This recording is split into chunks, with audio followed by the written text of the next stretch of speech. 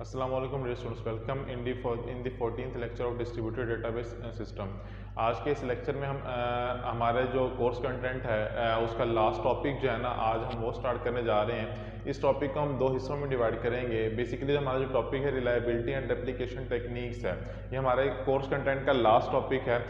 इस टॉपिक के कवर करने के बाद हमारा जो कोर्स कंटेंट है जो HEC की तरफ से हमें दिया गया वो इंशाल्लाह ख़त्म हो जाएगा, कंप्लीट हो जाएगा। और अगर आप लोगों की क्यूरीज हुई तो इंशाल्लाह इसके बाद जो हमारे सेशंस होते हैं हम उनमें जो है ना उन क्यूरीज का जो है ना आंसर करेंगे। तो कोशिश कीजिए कि आपके जितने भी लेक्चर हो चुके हैं वो ज़रूर सुनेगा। आज का लेक्चर जो हमारा सेकंड लास्ट लेक्चर है इस कोर्स का। सो आज के लेक्चर में हम जो है ना रिलायबिलिटी टेक्निक्स के बारे में डिस्कस करें कि रिलायबिलिटी होती क्या है और किस तरह से जो है ना इसके अंदर कौन कौन सी टेक्निक्स हैं। सो स्टार्ट करते हैं अपन आज का लेक्चर और देखते हैं कि रिलायबिलिटी क्या है। तो रिलायबिलिटी बेसिकली जो है ना इज़ वन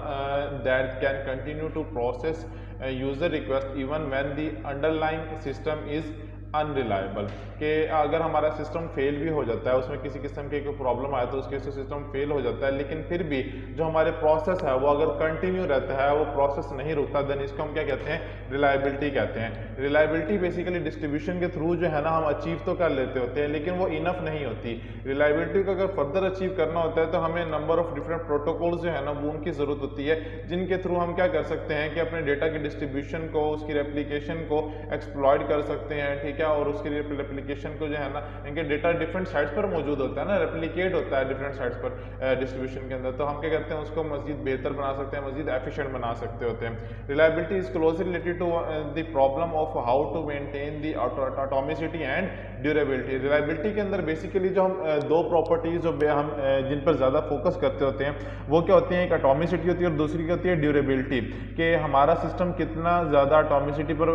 को इनके सपोर्ट कर रहा है और उसकी ड्यूरेबिलिटी क्या है, कितनी ज़्यादा देर के लिए वो अवेलेबल होता है, ऑन रहता है, कितने ज़्यादा टाइम के लिए वो सपोर्ट प्रोवाइड करता है। तो ये क्या है, हमारे पास ड्यूरेबिलिटी होती है। उसके बाद अगर हम फंडामेंटल डेफिनेशन की बात करें, कुछ फंडामेंटल डेफिनेशन है हमारे पास रिलायबिलिटी कॉन्सेप्ट एंड मेजर्स के अंदर, वो कौन कौन सी हम वन बाय वन इनको देख लेते हैं। फर्स्ट ऑफ ऑल देखते हैं कंपोनेंट्स क्या होते हैं। Reliability refers to a system that contains of a set of component. तो रिलायबिलिटी बेसिकली जो है ना इसके अंदर बहुत सारे सिस्टम्स होते हैं। ज़रूरी नहीं है कि हमारा एक ही सपोज एक सिस्टम है और एक ही डेटाबेस है तो वो हमारा रिलायबल, तो ये डिस्ट्रीब्यूट तो वैसे ही ना हुआ ना, ठीक है। तो हम जैसे कि आप लोगों ने पहले प्रीवियस लेक्चर्स में देखा है कि रिलायबिलिटी अगर हम अगर डेटाबेस डिस्ट्रीब्यूटेड डेटाबेस की अगर हम बात करते हैं तो हमारे पास मल्टीपल डेटाबेसेस होती हैं, मल्टीपल सिस्टम होते हैं, मल्टीपल साइट्स होती हैं। तो वो सारी साइट्स जो है ना डिफरेंट, उनके अंदर हर एक के अंदर डिफरेंट कंपोनेंट होते हैं, हर साइट पर डिफरेंट कंपोनेंट्स होते हैं, डिफरेंट डेटाबेसेस होती हैं। तो ये सारे क्या है, पूरा का पूरा सिस्टम बिल्कुल मिलता किस चीज़ से, डिफरेंट कंपोनेंट्स के कम्बिनेशन, सेट ऑफ कंपोनेंट्स से, ठीक है। उसके बाद the system has the state which changes as the system operates. तो सिस्टम के अंदर आपको जैसे कि मैंने प्रीवियस लेक्चर्स में भी बताया कि डिफरेंट स्टेट्स होती हैं और हर स्टेट पर डिपेंड डेटा के हिसाब से, डेटा की क्यूरी के हिसाब से वो डिपेंड कर रहा होता है कि वहाँ पर किस किस्म का डेटा जो है ना वो अवेलेबल होगा और वहाँ पर क्या प्रोसेसिंग परफॉर्म होगी। The behaviour of the system की अगर हम बात करें तो authoritative specification indicates the valid behaviour of each system state. के जो अथॉरिटेटिव स्पेसिफिकेशंस होती हैं कि किसके पास क्या अथॉरिटी है, किस तरह से वो वर्क कर सकता है, यूज़र की स्पेसिफिकेशन क्या है, उसकी रिक्वायरमेंट क्या है, वो किस किस्म के ट्रांजैक्शन कमिट करना चाह रहा है, किस किस्म के ट्रांजैक्शंस को वो जो है ना एग्जीक्यूट करवाना चाह रहा है। तो ये सब चीज़ें हमें क्या बताती होती हैं कि बिहेवियर ऑफ द सिस्टम के बारे में बताती है कि जो हमारी सिस्टम है उसका बिहेवियर किसी स्पेसिफिक स्टेट में क्या होगा। Any deviation of a system from the behaviour describe in the specification is considered as failure. कि अगर किसी किस्म का कोई डेविएशन आता है बिहेवियर के अंदर, कोई फर्क आता है, कोई डिफरेंस आता है, तो उससे हमें क्या पता चलता है कि सिस्टम फेलियर की तरफ जा रहा है। फॉर एग्जांपल कि अगर आपने क्या किया है, एक क्यूरी एग्जीक्यूट करवाई है सेव करवाने की, लेकिन वो क्यूरी क्या है प्रॉपरली एग्जीक्यूट नहीं हुई, उसमें किसी किस्म का कोई सिंटैक्स एरर आ गया है या कोई लॉजिकल एरर आ गया है, तो देन क्या होगा, आपके पास एरर जनरेट हो जाएगा और आपकी ट्रांजेक्शन जो होगी वो क्या हो जाएगी, फेल हो जाएगी।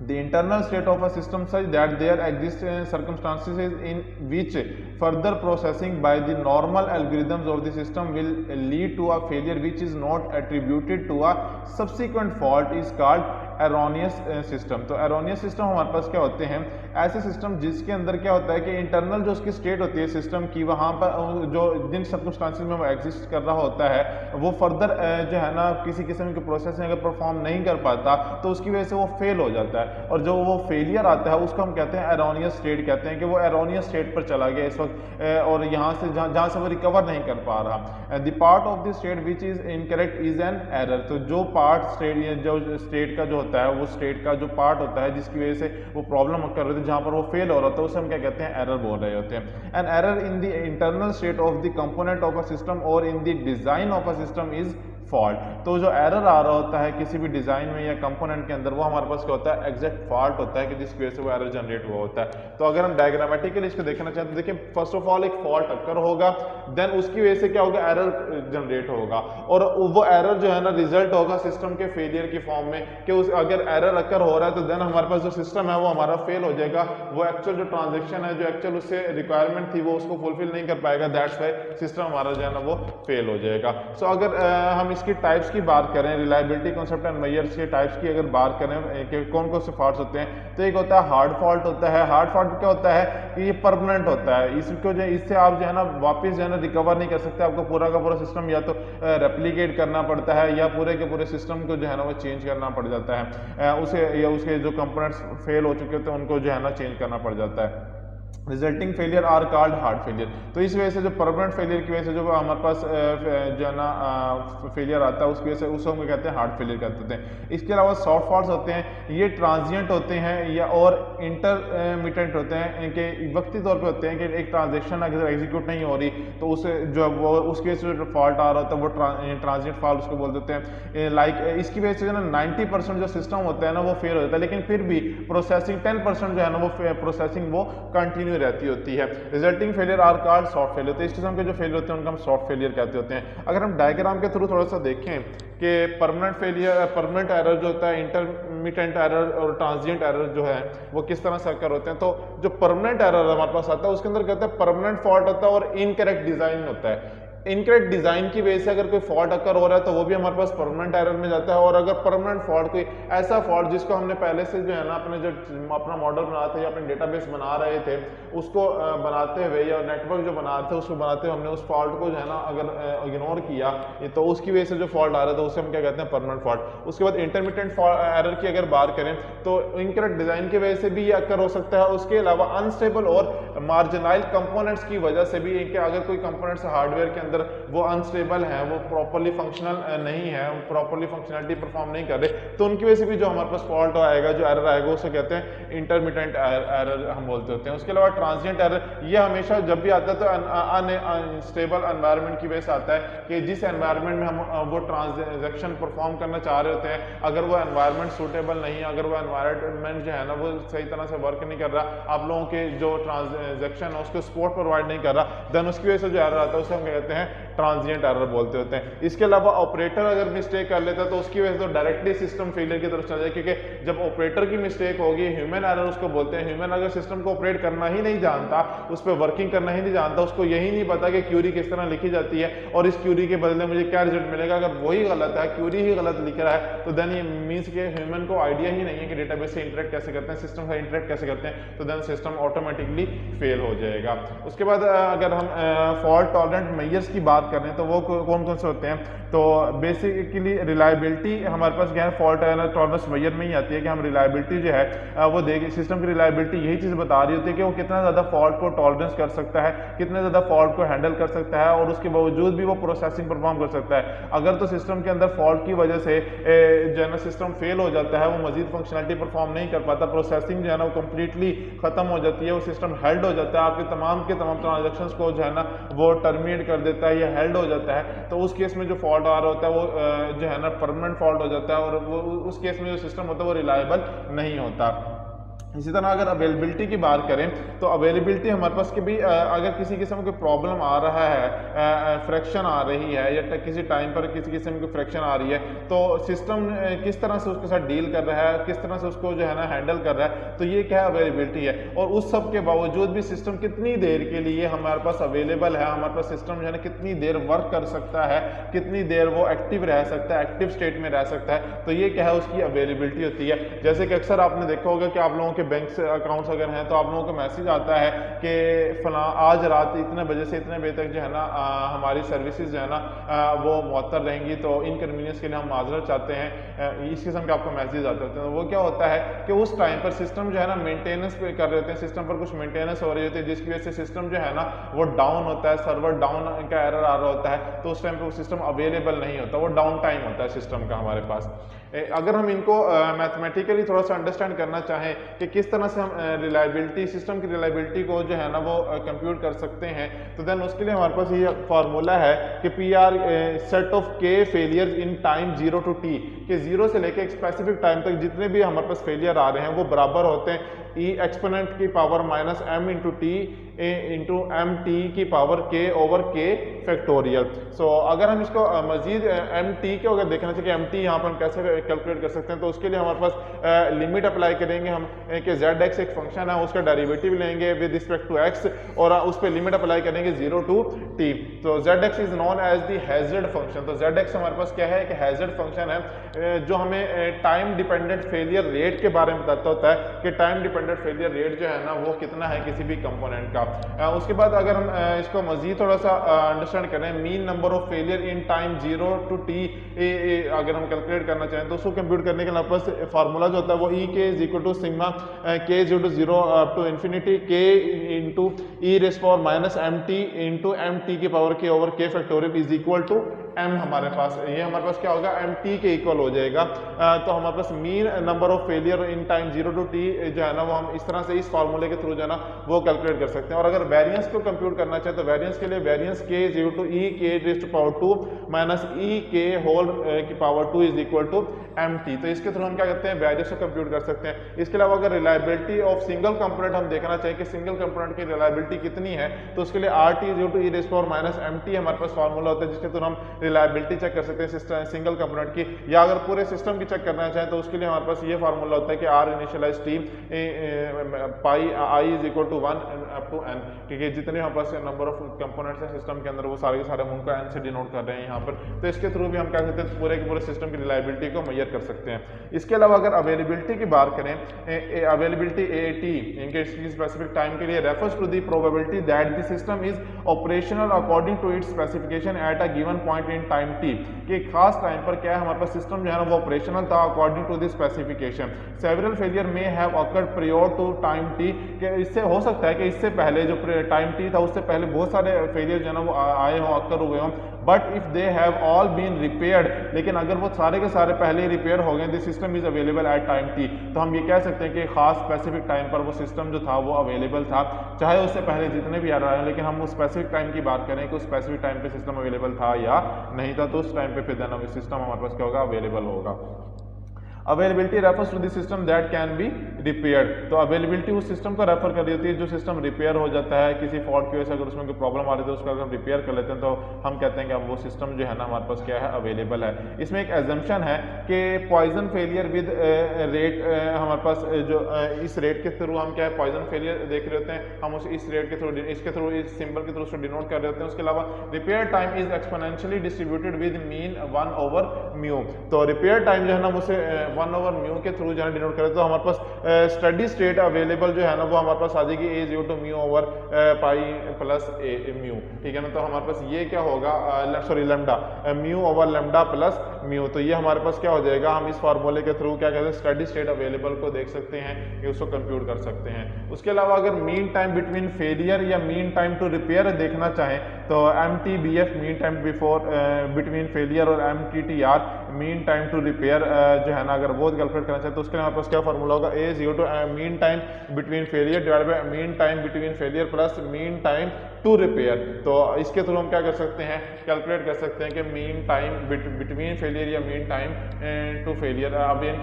कि इसके थ्रू हम क्या कर सकते हैं, अवेलेबिलिटी टाइम भी कैलकुलेट कर सकते हैं कि अगर हमें ये दोनों चीज़ें पता है, मालूम है, तो उस केस में भी हम अवेलेबिलिटी टाइम को जो है ना वो कैलकुलेट कर सकते हैं। इसके अलावा सिस्टम फेलियर में भी latent in that a failure is typically detected some time after its occurrence, this period is called error latency. तो जिस टाइम के लिए, जिस टाइम पीरियड के लिए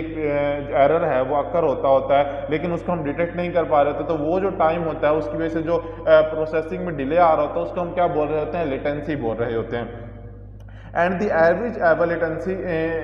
latency time over several identical system is called mean time to detect के MTTD हम उसको बोलेंगे कि अगर बहुत ज़्यादा इनके एरर आ रहे हैं तो उनका जो एवरेज लेटेंसी टाइम होगा हम उसको डिफरेंट आइडेंटिकल सिस्टम के लिए कैलकुलेट करते हैं, तो वो हमारे पास क्या होगा, मीन टाइम टू डिटेक्ट होगा। लाइक जैसे कि डायग्राम में आपको नज़र आ रहा होगा कि यहाँ पर एक फॉल्ट अक्कर हुआ, अब टोटल ये क्या है, मीन टाइम बिटवीन फेलियर है। ये मीन टाइम अगर हम कैलकुलेट, ये इस टाइम के लिए सिस्टम जो था वो फेल हुआ था, उसमें कोई फॉल्ट आया था, तो इसके अंदर हमारे पास डिफरेंट फैक्टर होते हैं। मीन टाइम टू डिटेक्ट हमारे पास ये है, मीन टाइम टू रिटर्न, इनके हमने जब उसको जो है ना सिस्टम को क्या करना था, दोबारा रिट्रीव करना था, मीन टाइम टू रिट्रीव हमारे पास ये हो जाएगा। तो यहाँ पर देखें फॉल्ट अकर हुआ लेकिन इस टाइम पे हमें पता नहीं चला तो इसे लेटेंसी बोल रहे हैं। तो यहाँ पे एरर कॉज हो, इसकी वजह से, इस फॉल्ट की वजह से क्या एरर आया है और उसको हमने क्या कि मीन टाइम, उसको डिटेक्ट करने के लिए हमने जो टाइम लगाया ये डिटेक्शन टाइम हो जाएगा, मीन टाइम टू डिटेक्ट हो जाएगा। उस पर यहाँ पर वो डिटेक्ट हो गया, उसके बाद हम उसे रिपेयर करने जा रहे हैं, तो मीन टाइम टू रिपेयर, ये हमें इतना टाइम लगा हमें उसको रिपेयर करने के लिए। और उसके बाद क्या हुआ कि फॉल्ट जो है ना यहाँ तक फिर वो बिल्कुल ठीक रहा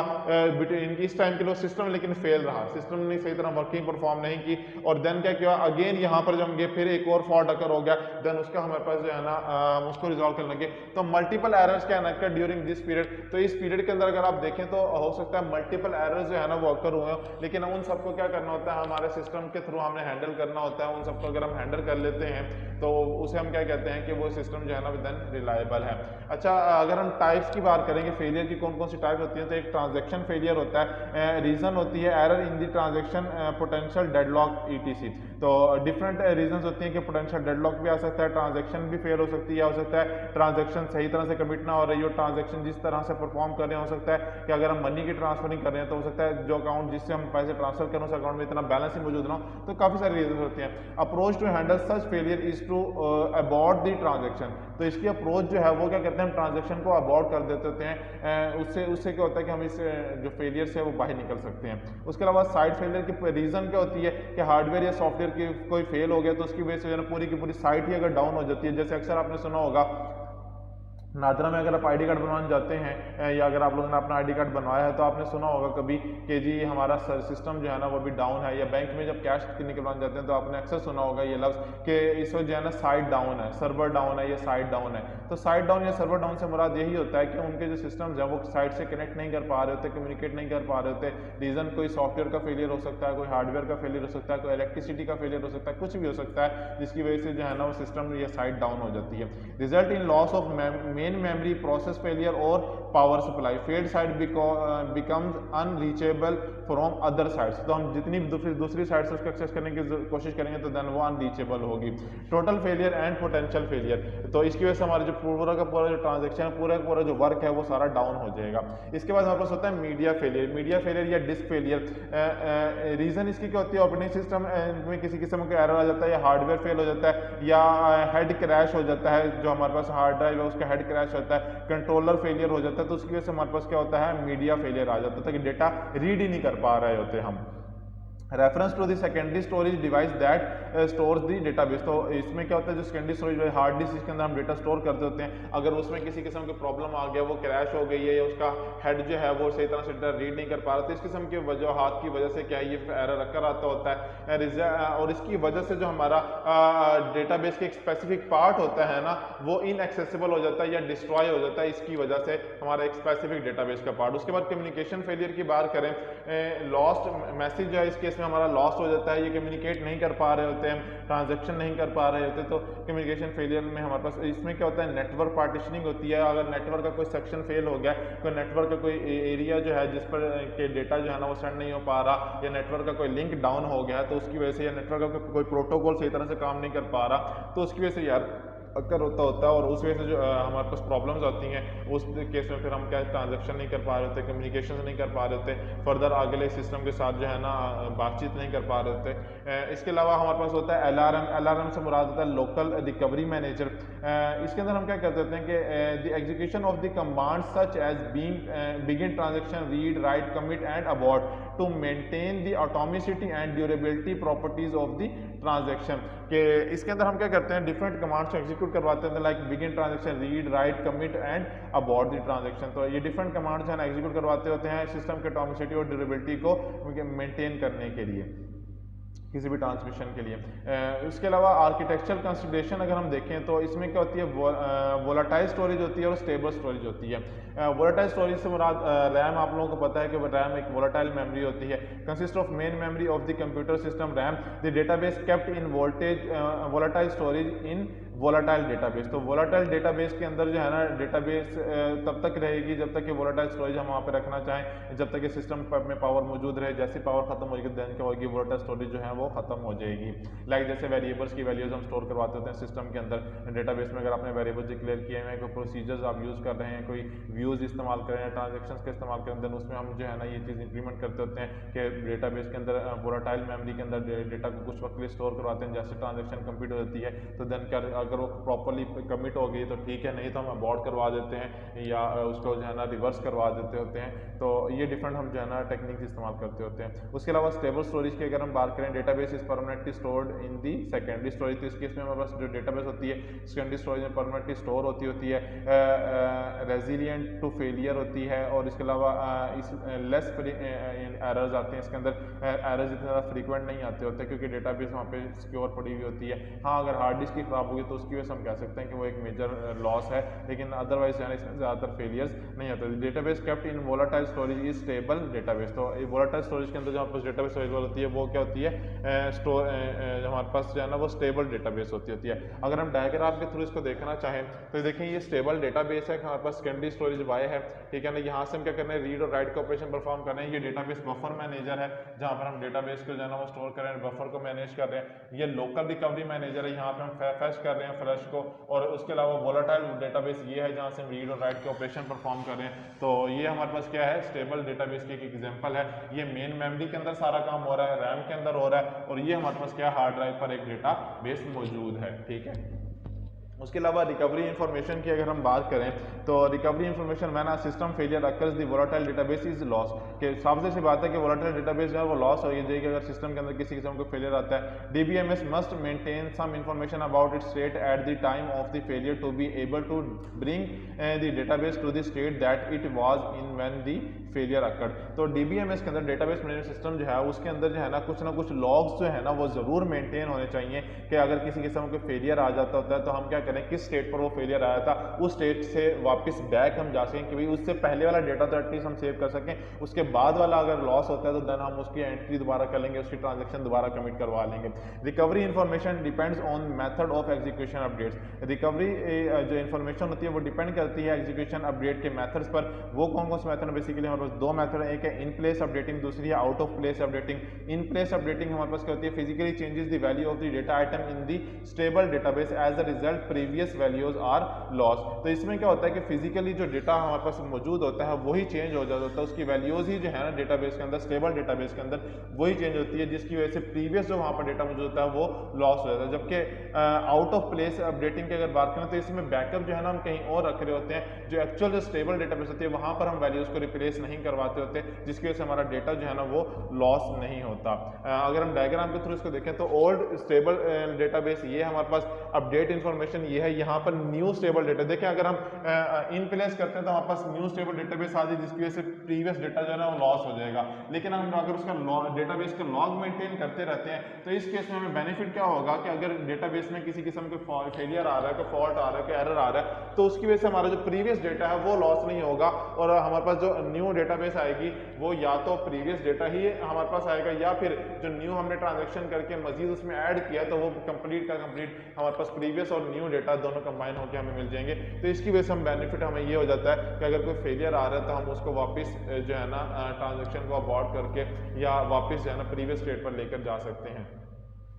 उसके अलावा अगर लॉगिंग की बात करें तो डेटाबेस के अंदर हम लॉग्स मेंटेन करते होते हैं different. Every action of a transaction must not only perform the action but must also write a log record to an append only file, कि अपेंड ओनली एक फाइल होती है डेटाबेस के अंदर। हमारे पास जब भी डेटाबेस क्रिएट होती है तो हमारे पास एक अपेंड ओनली फाइल जो है ना वो क्रिएट होती है। बेसिकली वो लॉग फाइल होती है जिसके अंदर हम जितनी भी ट्रांजेक्शन परफॉर्म कर रहे होते हैं, जब से हमने ट्रांजेक्शन परफॉर्म करना शुरू की होती है तो वो सारी की सारी जो रिकॉर्ड जो है ना वो वहाँ पर स्टोर हो रहा होता है। तो इन केस अगर आपके पास किसी किस्म का फेलियर आता है, मेरे साथ भी पिछले दिनों ही हुआ है, लास्ट वीक की ही बात है कि मेरे साथ जो है ना एक प्रॉब्लम हुई कि मैंने डेटाबेस में कुछ जो है ना एक क्यूरी जो है ना मैंने रन की, लेकिन मैं वेयर की क्लॉज लगाना वहाँ पर भूल गया था। तो उसकी वजह से क्या हुआ कि पूरी की पूरी डेटाबेस में तमाम रिकॉर्ड जितने भी रिकॉर्ड थे वो सारे के सारे चेंज हो गए।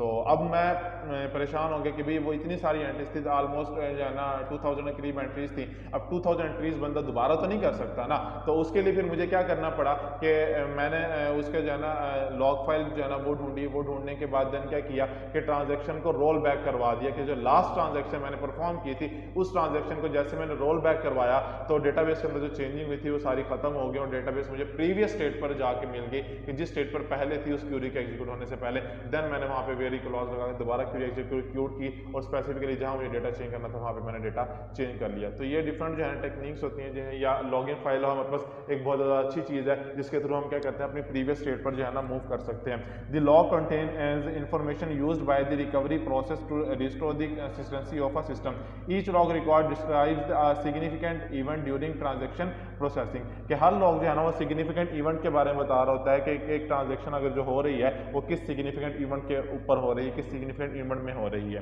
ठीक है, टाइप्स ऑफ लॉग के रिकॉर्ड की अगर हम बात करें तो T1 TI जो है हमारे पास स्टार्ट के लिए होता है। अगर ट्रांजेक्शन जो है ना वो स्टार्ट करें तो उसको TI से डिनोट करेंगे। TI XJ V1 V2 before TI executes are write XJ where V1 is the old value before write and V2 is the new value after the write. तो ये एक एग्जांपल है basically कि TI हमारे पास क्या है, स्टार्टिंग स्टेट है कि जहाँ से हम ट्रांजेक्शन स्टार्ट कर रहे हैं, और XJ जो हम राइट कर रहे हैं V1 पर और V2 पर। V2 हमारे पास V1 पुरानी स्टेट है कि जब XJ राइट नहीं हुआ, और V2 जो है न्यू स्टेट है जब XJ को हमने राइट कर दिया है। अगर हम इसको समझना चाहें, TI को हमने कमिट किया, ट्रांजेक्शन को कमिट किया, और हमने क्या किया ट्रांजेक्शन को कमिट करने के बाद ट्रांजेक्शन को अबॉर्ट भी कर दिया। उसके बाद हमने क्या कर दिया, चेक पॉइंट लगाया कि हमारे कि भाई कहाँ पर जो है ना प्रॉब्लम आई थी। चेक पॉइंट के थ्रू हम डिटेक्ट कर सकते हैं कि हमारे पास जो प्रॉब्लम आती है वो किस स्टेट से आई थी, ताकि हम उससे प्रीवियसली मूव कर सकें।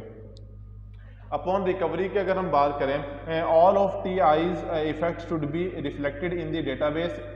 रीडू। जितने भी इफेक्ट्स उसकी वजह से होंगे वो सारे क्या हो जाएंगे, रीडू हो जाएंगे। If necessary due to a failure, कि अगर फेलियर की वजह से वो नेसेसरी होगा कि वो रीडू हो जाए तो देन हम सारे के सारे इसके थ्रू हमारे पास क्या हो जाएंगे, रीडू हो जाएंगे। None of T2's effect should be reflected in the database undo if necessary, कि हमारे पास जो डेटाबेस है उसके अंदर जो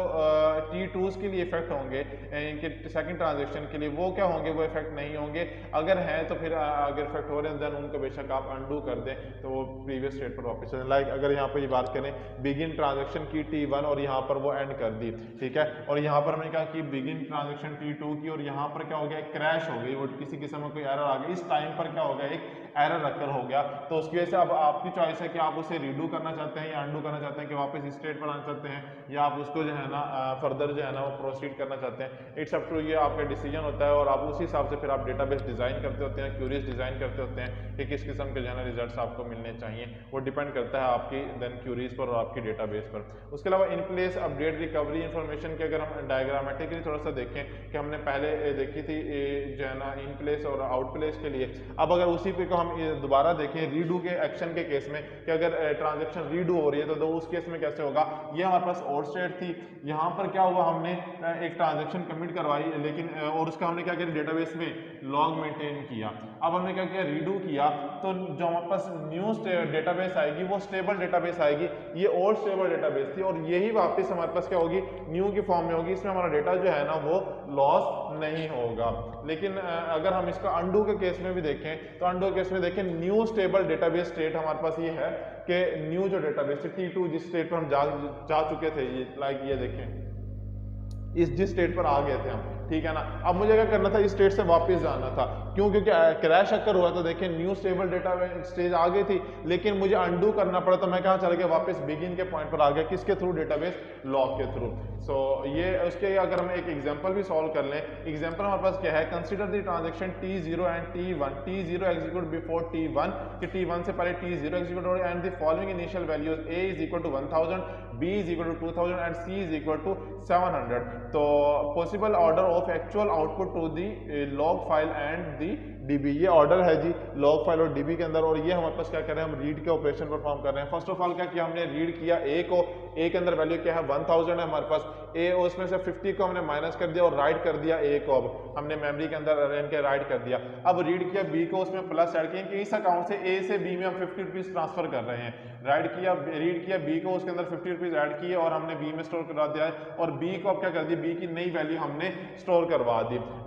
इसी तरह T1 की अगर बात करें T2 में T1 में हमने ये ट्रांजैक्शन 0 के लिए था, ये ट्रांजैक्शन 1 के लिए, इसमें C को हमने रीड किया उसमें से 100 माइनस किया और राइट करवा दिया C को नई वैल्यू के साथ। तो अगर हम ओवरऑल देखें लॉग जो इसका बनेगा वो क्या होगा, T0 स्टार्ट हुआ कि T0 ट्रांजैक्शन स्टार्ट हुई, उसमें क्या किया हमने रीड किया, ये देखें रीड किया A को 1000 वैल्यू आई उसमें से 50 माइनस की बन गया 950 बन गया, इसी उसके बाद हमने राइट कर दिया A को, ठीक है, तो 950 वैल्यू राइट हो जाएगी। इसकी तरह ट्रांजैक्शन 0 में हमने B को रीड किया उसके अंदर 50 ऐड किया और कमिट करवा दिया कि ट्रांजैक्शन 0 जो है ना वो हमारे पास क्या होगी कंप्लीट होगी। तो अब A और B की नई वैल्यू हमारे पास क्या आ गई, ट्रांजैक्शन 0 कंप्लीट होने पे ये आ गई है। अब हमने क्या किया ट्रांजैक्शन 1 स्टार्ट की, इसके अंदर 700 था, 100 माइनस किया, ये देखिए 100 हमने क्या किया माइनस किया, तो हमारे पास नई जो वैल्यू आई वो हमने स्टोर करवा दी और कमिट करवा दिया ट्रांजैक्शन में, तो हमारे पास क्या आ जाएगा C की वैल्यू आ जाएगी 600, न्यू वैल्यू हमारे पास आ जाएगी। लेकिन consider the log after some system crashes and the corresponding recovery action, क्या हमने क्या कर दिया रिकवरी एक्शन परफॉर्म किया सिस्टम फेलियर की वजह से, तो उस केस में क्या होगा A पे A की अगर हम बात करें जहाँ T0 में ट्रांजैक्शन परफॉर्म हो रही थी तो T0 स्टार्ट हुआ था, A में से 550 माइनस हुआ था और हमारे पास क्या हो गया था B में ऐड हो गया था। तो ये देखें हमारे पास ये दो ट्रांजैक्शन हुई थी। अगर हम इसको देखें कि मजीद अगर हम देखना चाहें और आगे हमने क्या किया था C इनके T1 को भी कमिट किया था और ये टास्क परफॉर्म किया था। अब अगर हम रिकवरी पर जा रहे हैं तो हम किस तरह से उसको देखेंगे कि C स्टेट में क्या T0 स्टार्ट हुआ है, T0 A हमने रीड किया वही 1000 था 950 हो गया, B T0 के लिए B हमने रीड किया 2000 तो उसमें 50 ऐड कर दिया 220 हो गया कमिट करवा दिया। इस तरह T1 स्टार्ट की, C को रीड किया 700 था उसमें से 100 माइनस किया 600 कर दिया और ट्रांजैक्शन हमने कमिट करवा दी। अब अगर देखें तो ये डिफरेंट स्टेजेस हैं, यहाँ तक अभी हमने कमिट नहीं करवाया था, ट्रांजैक्शन अगर हम पूरी किया अभी यहाँ पे कमिट करवा रहे थे और ये कमिट करवा रहे थे, लेकिन यहाँ पर देखिए एक ट्रांजैक्शन में चीज जो हुई वो A और B को रीड करके उनकी वैल्यूज को हमने चेंज किया, फिर उसके बाद क्या कर दिया T0 को कमिट करवा दिया लेकिन T1 को भी कमिट नहीं करवाया और यहाँ पर फाइनली हमने क्या कर दिया दोनों को कमिट करवा दिया, दोनों को एग्जीक्यूट करवा दिया। अंडू का अगर हम एक्शन परफॉर्म करते हैं T0 के लिए तो B इज रिस्टोर्ड टू 2000, तो B की वैल्यू क्या हो जाएगी रिस्टोर हो जाएगी 2000 पर और A की वैल्यू क्या हो जाएगी 1000 पर रिस्टोर हो जाएगी, क्योंकि अंडू कर देंगे हम, ठीक है, कि जो टास्क हमने परफॉर्म किया उसको रिवर्स कर देंगे तो उसके इसमें वापस वैल्यूज क्या होंगी, इसमें से 50 माइनस हो जाएगा वापस 2000 हो जाएगा, इसमें 50 वापस ऐड हो जाएगा और यहाँ पे क्या हो जाएगा 1000 वापस हो जाएगा। इसी तरह अगर अंडू T1 करेंगे हम तो इसमें से 100 माइनस किया था तो क्या हो जाएगा 700 था, वापस क्या हो जाएगा ये 700 हो जाएगा। And then A and B are set to 950 and 2050 repetitively, कि अगर हमने सिर्फ C को इनके वो करवाया अंडू करवाया लेकिन अगर T0 का हम अंडू नहीं करवा रहे देन उस केस में हमारे पास A और B की वैल्यू ये होंगी रिस्पेक्टिवली और C की वैल्यू हमारे पास देन ये हो जाएगी। लेकिन अगर हम रीडू के कमांड परफॉर्म करते हैं किस पर T0 पर एंड रीडू T1 करते होते हैं देन ए एंड बी जो be are set to 950 and 2050 respectively, then C is set to 600। तो अब क्या होगा, अगर हम इसको वापस जो हमने ये कमांड एग्जीक्यूट करवाई थी, इसको भी ये दोनों हमने अनडू करवाए थे, इन दोनों को वापस रीडू कर देते हैं, तो देन हमारे पास अगेन वैल्यूज क्या आ जाएंगी, वही जो हमने यहाँ पर अभी ट्रांजेक्शन कमिट करने पे परफॉर्म की थी। सो होप सो आपका आज का लेक्चर जो है ना वो समझ आया होगा। इंशाल्लाह अपने नेक्स्ट लेक्चर में जो हमारा लास्ट लेक्चर होगा, बाकी कुछ इनके इसके अंदर बाकी डिस्कशन हमारे पास जो है हम उसको करेंगे। तब तक अपना ख्याल रखिएगा। अल्लाह हाफिज़।